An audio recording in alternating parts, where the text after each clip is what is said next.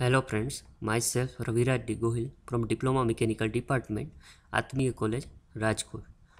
તો ફ્રેન્ડ્સ, આજના વિડીયોમાં આપણે જોવાનું છે કે ફેક્ટર્સ અફેક્ટિંગ રોલિંગ પ્રોસેસ.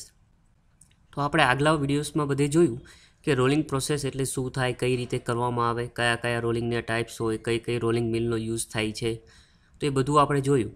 તો આજે આપણે એ જોવાનું છે કે રોલિંગ પ્રોસેસ કરતા સમયે કયા કયા પરિબળોને આપણે ધ્યાનમાં લેવા પડે. તો એ પરિબળો વિશે આપણે આજે ડિસ્કશન કરશું. તો એમાંનું જે પહેલું પરિબળ છે એ છે રોલર ડાયામીટર, એટલે કે રોલિંગ પ્રોસેસ કરવા માટે જે આપણે સિલિન્ડ્રિકલ રોલરનો જે યુઝ કરીએ છીએ એનો વ્યાસ. તો એનો ડાયામીટર છે, વ્યાસ છે, એ પણ ઇમ્પોર્ટન્ટ રોલ ભજવે છે. કઈ રીતે?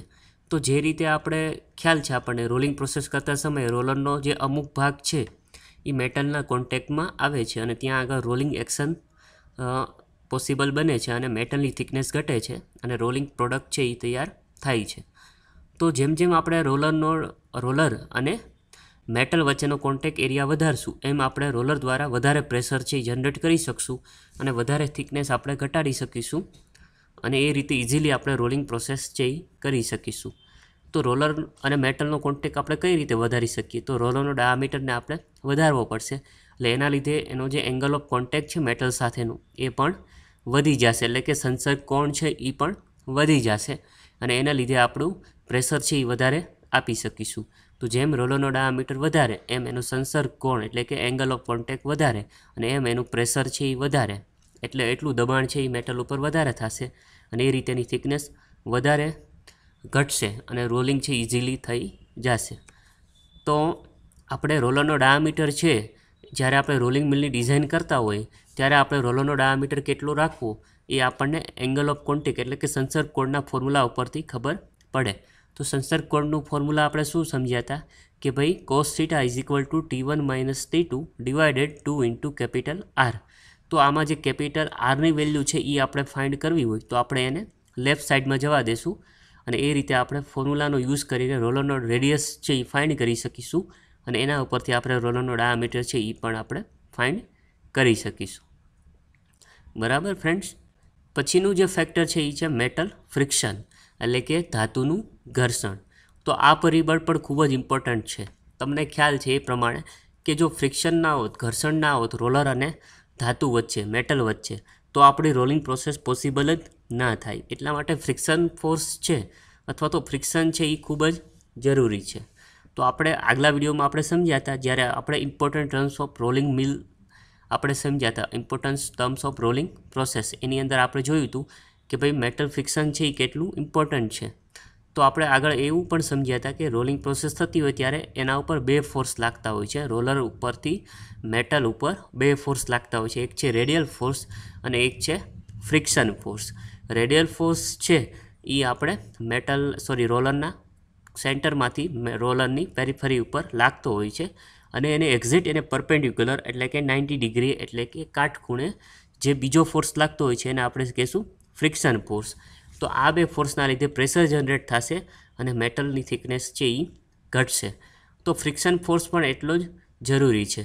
તો આ બંનેનો જે રેશિયો છે રેડિયલ ફોર્સ અને ફ્રિક્શન ફોર્સ, એને આપણે કીધું કોએફિશિયન્ટ ઓફ ફ્રિક્શન અથવા તો angle of friction tan beta. તો આની વેલ્યુ પણ જેટલી વધારે હોય એટલું ફ્રિક્શન વધારે જનરેટ થશે અને એટલું રોલિંગ પ્રોસેસ આપણે ઇઝીલી છે એ પરફોર્મ થશે. તો મેટલનું ફ્રિક્શન હોવું એ પણ ખૂબ જ જરૂરી છે, જેને કારણે આપણે રોલિંગ પ્રોસેસ છે ઇઝીલી આપણે કરી શકીએ.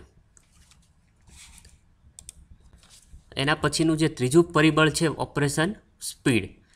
તો ઓપરેશન સ્પીડ એટલે કે પ્રક્રિયાની ઝડપ. તો આ પણ આપણે અગાઉના વિડીયોમાં સમજ્યા છીએ કે રોલિંગ પ્રોસેસ થતી હોય ત્યારે 3 પ્રકારની ઝડપ છે એ કન્સિડર કરવામાં આવે. આમ તો એક તો મેટલની ઝડપ હોય અને એક છે રોલરની ઝડપ હોય. તો રોલરની ઝડપ છે, બંને રોલરની ઝડપ કે જેની વચ્ચેથી આપણે ધાતુને પસાર કરવાનું છે, એ બે ઝડપ કેવી હશે? સેમ હશે. અથવા તો થ્રુ આઉટ રોલિંગ પ્રોસેસ એ સ્પીડ છે એ જે ઝડપ છે એ સેમ હશે. તો ઝડપ ચેન્જ કોની થતી હશે? તો કે મેટલની ઝડપ. કે રોલિંગ કરતાં પહેલાં મેટલની ઝડપ, રોલિંગ કરતાં સમયે મેટલની ઝડપ અને રોલિંગ થઈ ગયા પછી મેટલની ઝડપ. તો આપણે એને 3 અલગ અલગ સ્પીડમાં આપણે એને ડિવાઈડ કરી દઈશું. રોલિંગ કરતાં પહેલાં આપણે જે એની ઝડપ છે એને આપણે V1 કહીશું. રોલિંગ કરતા સમયે મેટલની ઝડપ અથવા તો રોલરની ઝડપ એને આપણે કેપિટલ V કહેશું અને રોલિંગ થઈ ગયા પછીની ઝડપને આપણે કેપિટલ V2 કહેશું. બરાબર. તો આપણે આગલા વિડીયોમાં આને આપણે વેલોસિટી એટલે અથવા તો ફોરવર્ડ સ્લીપમાં આપણે આ સમજ્યા હતા.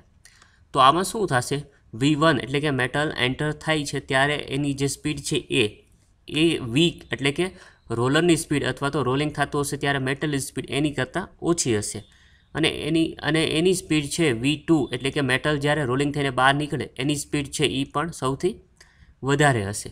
એટલે કે V2 સૌથી વધારે, એનાથી ઓછું V અને એનાથી ઓછું V1. V2 એટલે રોલિંગ થઈ ગયું પછીની મેટલની ઝડપ છે, V એટલે રોલિંગ થયા સમય દરમિયાનની ઝડપ છે અને V1 એટલે કે રોલિંગ થવાનું હજુ બાકી છે એ ઝડપ છે. તો આ રીતે 3 ઝડપ છે એને પણ આપણે બેલેન્સ કરવી પડે. જો એને બેલેન્સ ના કરીએ તો રોલિંગ પ્રોડક્ટ ઉપર આપણી ડિફેક્ટ છે એ આવી શકે. ઘણી વખત મેટલ છે એ વધારે એન્ટર થઈ જાય, ઘણી વખત મેટલ એન્ટર થવામાં વાર લગાડે, તો એ ઘણા બધા પ્રોબ્લેમ છે એ ક્રિએટ કરી શકે છે. એટલા માટે આ સ્પીડને મેન્ટેન આપણે કરવી પડે. અને છેલ્લું પરિબળ છે પ્રેઝન્સ ઓફ ટેન્શન એટલે કે તણાવની ઉપસ્થિતિ. તો ફ્રેન્ડ્સ આપણે સમજીએ છીએ કે રોલિંગ પ્રોસેસમાં બે રોલર વચ્ચેથી મેટલને આપણે પસાર કરવાનું છે. રોલર દ્વારા એના પર પ્રેશર લાગશે અને મેટલ રોલિંગ થઈને બહાર નીકળશે. પણ ફ્રેન્ડ્સ ઘણી વખત રોલરમાં આપણે મેટલ છે એ સરખી રીતે જો એન્ટર ન થાય તો રોલિંગ એનું પોસિબલ થશે જ નહીં. અથવા તો ઘણી વખત એવું થશે ખૂબ જ હાર્ડ મેટલ હોય કે જેની થિકનેસ આપણે ઘટાડવાની હોય તો બે રોલર દ્વારા પ્રેશર જે લાગતું હોય એટલું ઇનફ ના હોય. બરાબર. તો એના માટે આપણે શું કરશું, વધારાનું જે એક્સિયલ ટેન્શન છે એ આપણે એની અંદર પ્રોડ્યુસ કરાવશું. તો કે કઈ રીતે, તો આના પછી આપણે એક ડાયાગ્રામ જોઈએ. તો જો આ ડાયાગ્રામમાં શું દેખાય છે તમને, બે રોલર છે એના વચ્ચેથી મેટલ પસાર થાય છે પણ આપણે જમણી બાજુ એટલે કે રાઇટ સાઈડમાં તમે જુઓ છો ટોંગ અથવા તો સ્ટ્રેચર દ્વારા મેટલને ખેંચવામાં આવે છે. તો એ શું છે, આપણે વધારાનું જે એક્સિયલ ફોર્સ છે એ જનરેટ કર્યો. અહીંયા આગળ રોલર ઉપર રેડિયલ ફોર્સ અને ફ્રિક્શન ફોર્સ તો લાગતો જ હશે. બરાબર. એ સિવાય અહીંયાથી આપણે આ જે ફોર્સ જનરેટ કર્યો એ શું છે, એક્સિયલ ફોર્સ એટલે કે આપણે વધારાનો એક્સ્ટ્રા ફોર્સ છે આપણે આને પ્રોવાઈડ કરાવ્યો જેથી કરીને રોલિંગ છે ઇઝીલી છે એ આપણે પોસિબલ થઈ શકે અને ઇઝીલી મેટલ છે એ બહાર નીકળી શકે. તો આ રીતે ઘણી વખત એક્સ્ટ્રા એક્સિયલ ફોર્સ પણ પ્રોવાઈડ કરવામાં આવે જેથી કરીને આપણે તણાવ છે એની અંદર વધારી શકીએ. તો આ રીતે 3 ફોર્સનો યુઝ કરીને મેટલની અંદર તણાવ કરીને આપણે એનું રોલિંગ પ્રોસેસ છે એ કરી શકીએ. ઓકે. તો આ જે 4 પરિબળો છે, રોલરનો ડાયામીટર, ઓપરેશનની ઝડપ, મેટલનું ફ્રિક્શન અને આપણે પ્રેઝન્સ ઓફ ટેન્શન એટલે કે તણાવની ઉપસ્થિતિ. તો આ 4 પરિબળોને પણ આપણે કન્સિડર કરવા પડે જ્યારે આપણે રોલિંગ પ્રોસેસ કરતા હોઈ ત્યારે. તો આપણે સરખી રીતે રોલિંગ પ્રોસેસ છે એ કરી શકીએ.